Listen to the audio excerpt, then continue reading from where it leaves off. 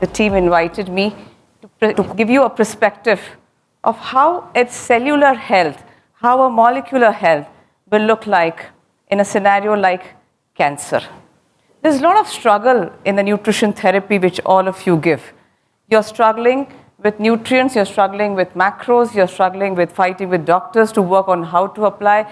You're counseling patients, and end of the result, if the patient doesn't do well, you feel you're a failure. But mind you, you're doing such a fantastic job, but it is the challenge of internal health of that particular patient who doesn't cope up with that conditions.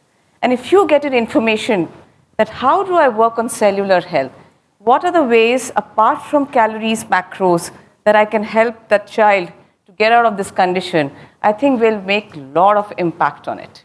And hence, let's start looking at the therapies, in my perspective, a molecular mechanism of cancer nutrition.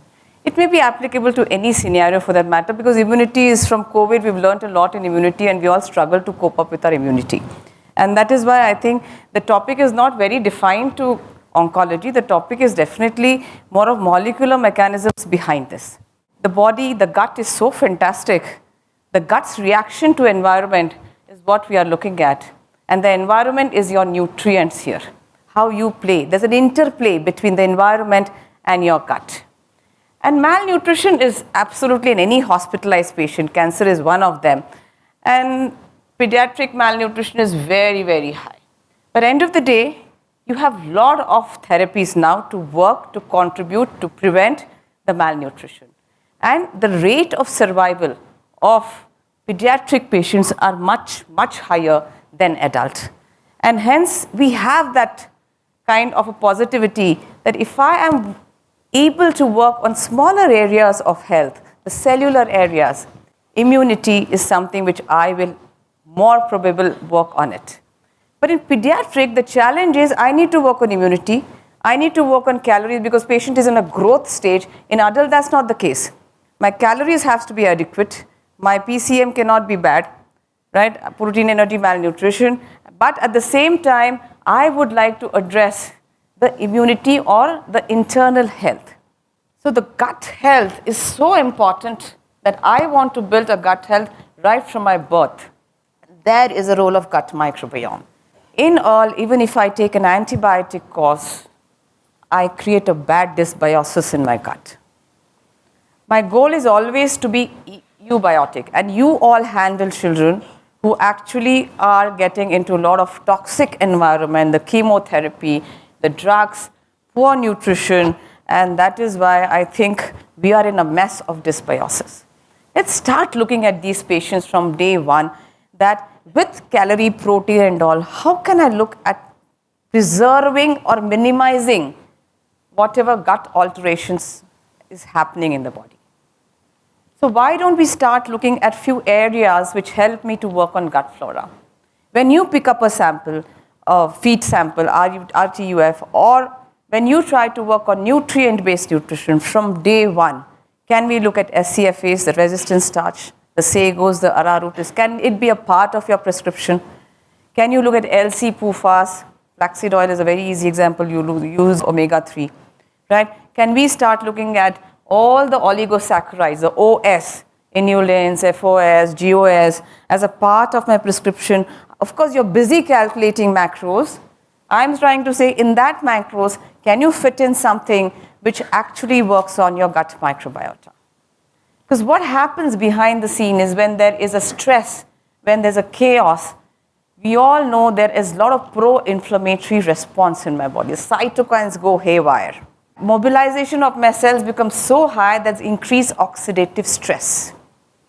When the oxidative stress, imagine that there's a lot of oxidative stress and my body is now trying to use glucose from wherever it tries to get. Feeding is inadequate, substrate requirement becomes high, lipolysis, gluconeogenesis, everywhere. And you go back to your glycolysis and Krebs cycle. For one glucose molecule to give you 38 ATP, what happens? What is required? Apart from glucose, you need niacin, you need riboflavin, you need, isn't it? You need a battery of micronutrients and cofactors along with it.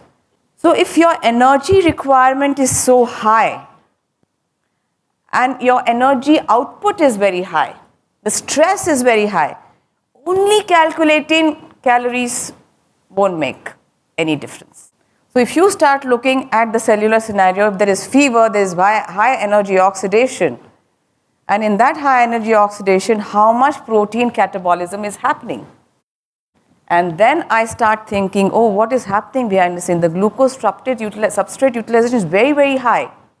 Look at the rate of microbiome utilized. Look at the rate of micronutrients required. There's no micronutrients. So what will happen?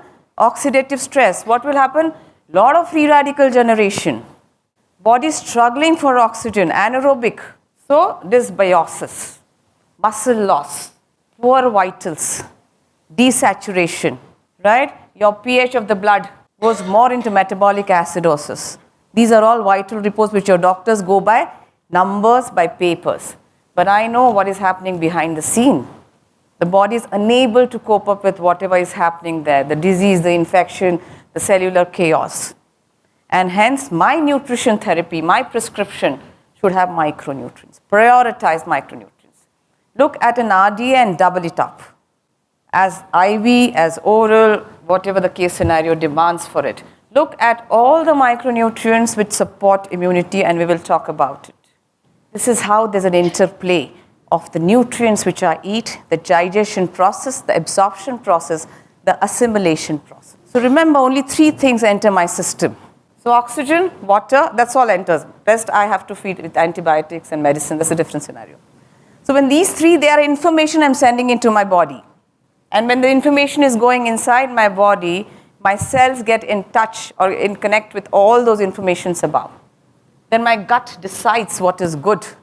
Any good food which interests my health is good PUFA-MUFA ratio, PUFA and 6:3 ratio.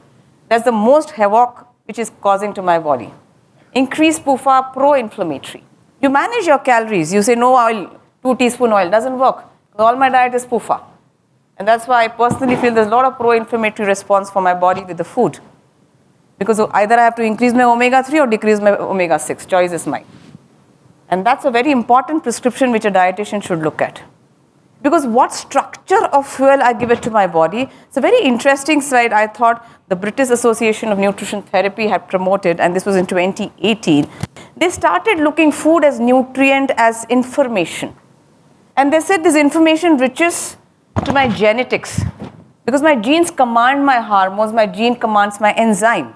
My genes decide, like this carbohydrate, I take it to adipocyte, or I take it to muscles, or I make it undigested. That my genes decide, my hormones decide. That's why we have 2 triads. One who can eat everything, still don't gain weight, and one who says, "Main hawa khaya to bhi wazan badhta hai." The reason is the direction of that particular nutrient to my cells. So command and control.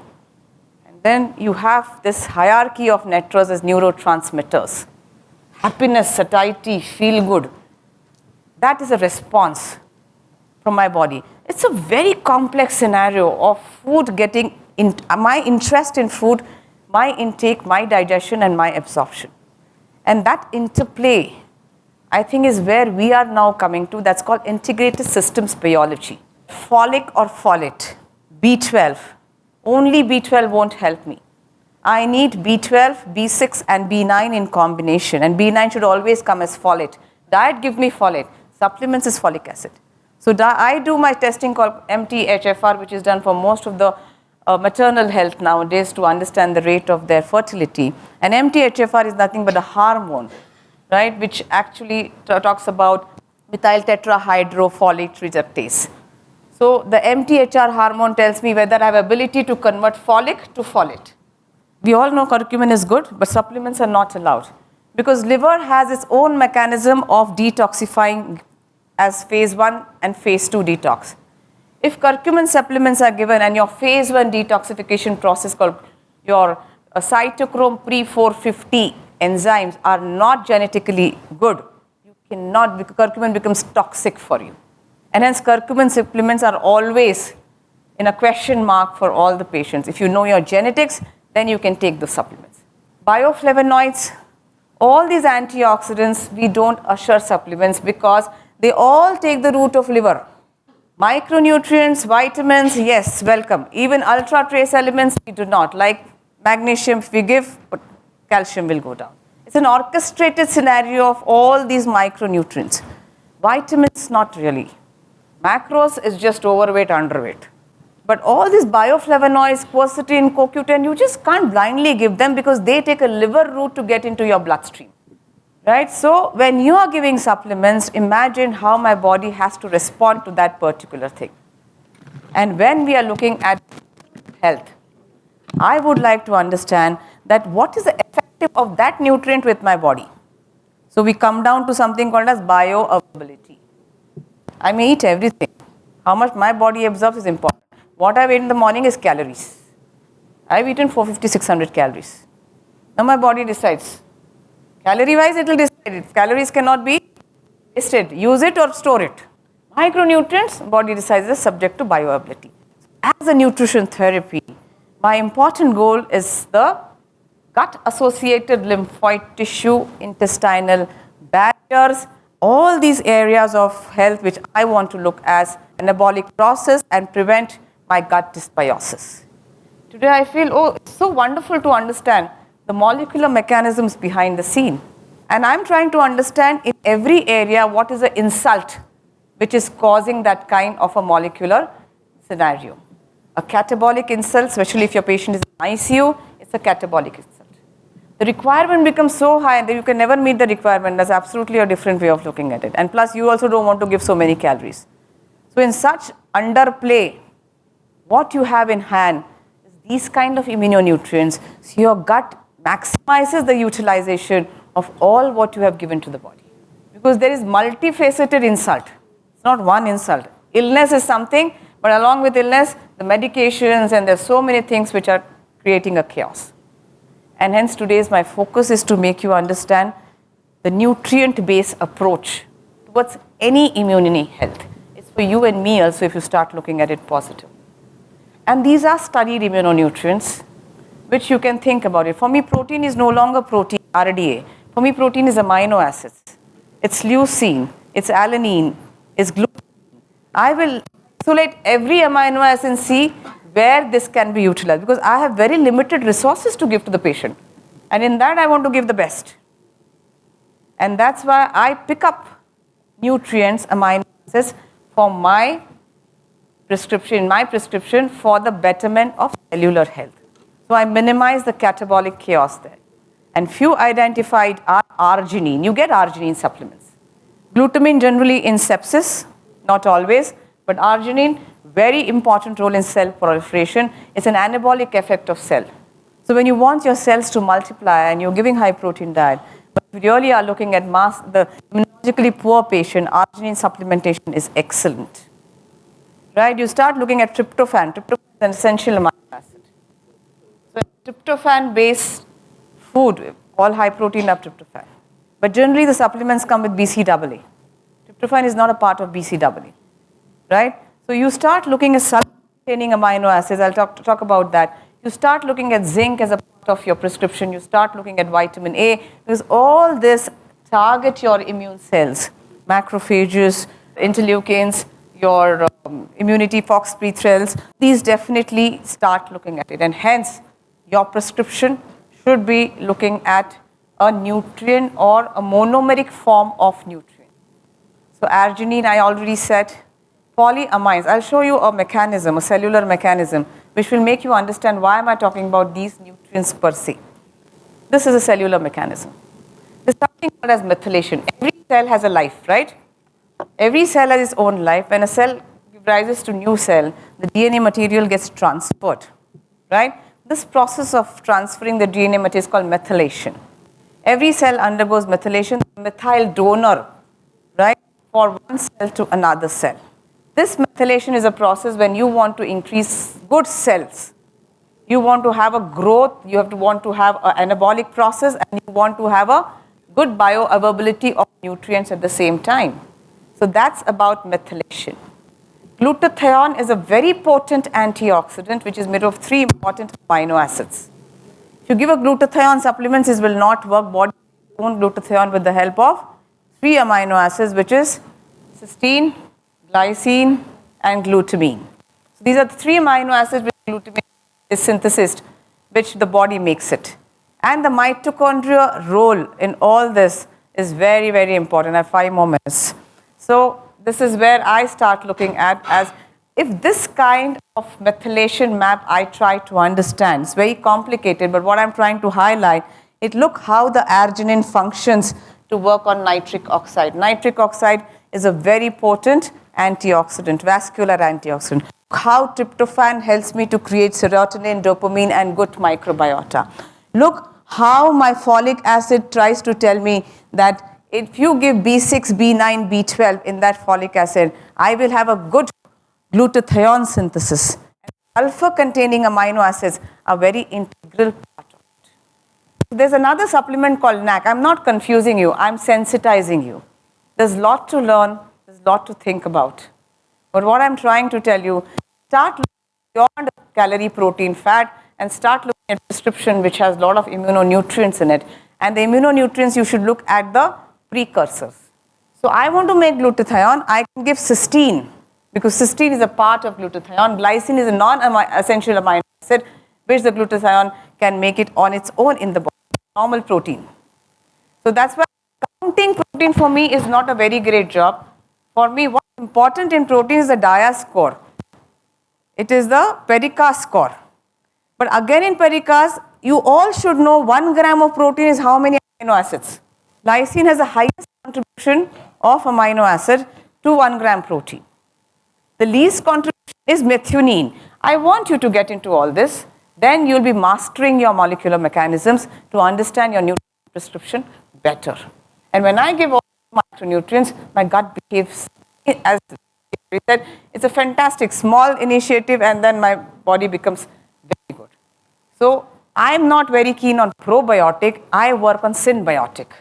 Because probiotic, nowadays we don't know the overdosing of probiotic, and for pediatric gut, I think the dosage is very small, 1 or 2 billion CFUs. For an adult, 10 to 20, but pediatric, the dosage is very small. So I look at pre-probiotic combinations. So go by the guidelines of how the pre-probiotic, how the micronutrients, and these are all immunonutrients I think each one of you should look at when you're prescribing your diet. Vitamin D, vitamin B12. Because I told you in a molecular mechanism, why do I need B12, why do I need niacin? B6 is being very well promoted. Because to give you energy, you need all these micronutrients, right? These are from the guidelines, 2023 nutrients, I've picked them up. How much B6, how much B9, how much vitamin C. So then in this case, with all this micronutrient support, I will make my body cellularly much better bioavailable to the nutrition prescription which you are giving. Otherwise, there's no point. Feeding a child without knowing how the feed will be accepted is something which we need to work and understand. I think start looking at evidence-based, definitely yes, but because there are no consistency and guidelines in pediatric nutrition, you all go by patient-wise, you all go how the patient responds to it. So I think your nutrition prescription should be very, very tailor-made. It should be a personalized way of looking at every patient. History, assessment, gut microbiome, your fiber, eating pattern, physical activity, food diary for the patient if you really want to do. Today, I think this small session made me sensitize this young audience that there's beyond nutrition foodomics, there's beyond nutrition proteomics and metabolomics. Identify your nutrients for your patient. That's very personalized. You start looking at day 1 with the therapy, what you're giving macros, nutrient-based nutrition. You need to balance your micro and macros through whatever support you give. Thank you very much.